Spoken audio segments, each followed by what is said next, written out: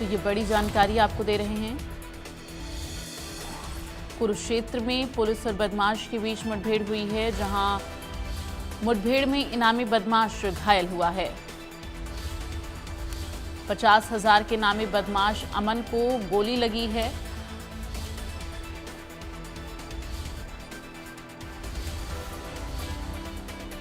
तो बदमाश का अस्पताल में इलाज जारी है। ये बड़ी जानकारी आपको दे रहे हैं।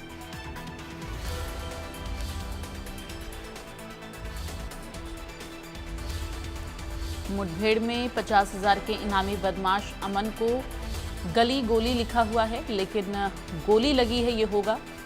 सोंटी गांव के पास ये मुठभेड़ हुई है। बदमाश का अस्पताल में इलाज जारी है।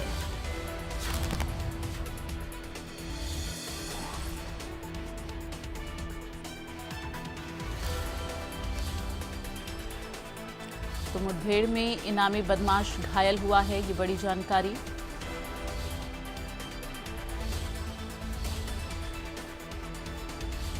सोंटी गांव के पास पुलिस और बदमाशों के बीच ये मुठभेड़ हुई है।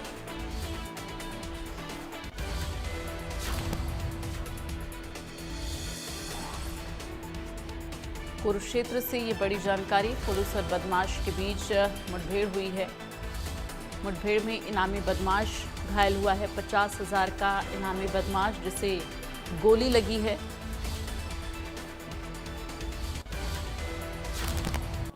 मणिपुर में असम राइफल्स के काफिले पर हमला हुआ है। हथियारबंद लोगों ने सैन्य वाहन पर हमला किया। असम राइफल्स के 2 जवान शहीद हुए हैं, 5 घायल।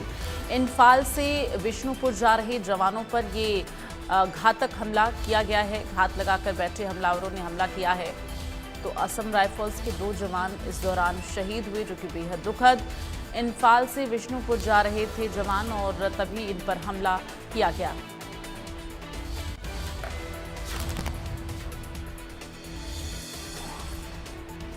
तो ये बड़ी जानकारी, मणिपुर में असम राइफल्स के काफिले पर हमला हुआ है। हथियारबंद लोगों ने सैन्य वाहन पर हमला किया है। घात लगाकर बैठे थे हमलावर।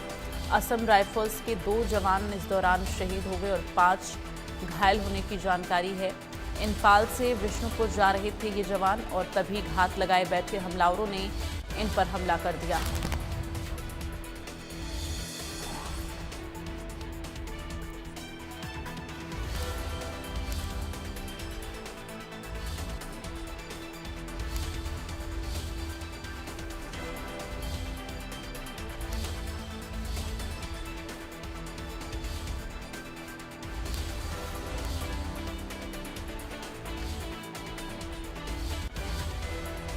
ये बड़ी जानकारी आपको दे रहे हैं। मणिपुर में असम राइफल्स के काफिले पर हमला हुआ है। हथियारबंद लोगों ने सैन्य वाहन पर ये हमला किया है। नशे के खिलाफ व्यापक अभियान चला रही हरियाणा सरकार और अब बड़ा कदम उठाते हुए 1 साल के लिए गुटखा, पान मसाला, तंबाकू को बैन कर दिया गया है। इसे लेकर खाद्य एवं औषधि प्रशासन ने आदेश जारी किया है। सरकार के आदेशों की अनदेखी करने पर कड़ी कार्रवाई की जाएगी।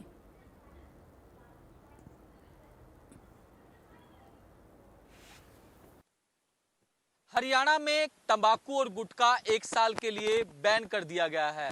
संबंधित डिपार्टमेंट की ओर से इसको लेकर आदेश जारी कर दिए गए हैं। आदेशों में साफ तौर पर कहा गया है कि हरियाणा राज्य में अगले 1 साल तक गुटखा और तंबाकू बैन रहेगा। ऐसे में अगर कोई इलीगल तरीके से हरियाणा में गुटखा और तंबाकू बेचता है तो उसके खिलाफ सख्त एक्शन लिया जाएगा। खाद्य औषधि डिपार्टमेंट की ओर से इसको लेकर आदेश जो है वो जारी कर दिए गए हैं। जारी आदेशों में डिपार्टमेंट के तमाम अधिकारी जो है उनको कहा गया है कि अगर कोई इलीगल तरीके से गुटखा और तंबाकू फील्ड में बेचता है तो उसके खिलाफ सख्त एक्शन जो है वो लिया जाए। अब ऐसे में देखने वाली बात ये होगी कि खाद्य औषधि डिपार्टमेंट की ओर से जो आदेश जारी किए गए हैं उसका धरातल पर कितना असर होता है। वीडियो जर्नलिस्ट जतिन के साथ साहिल रुखाया, इंडिया न्यूज, चंडीगढ़। ये ठीक।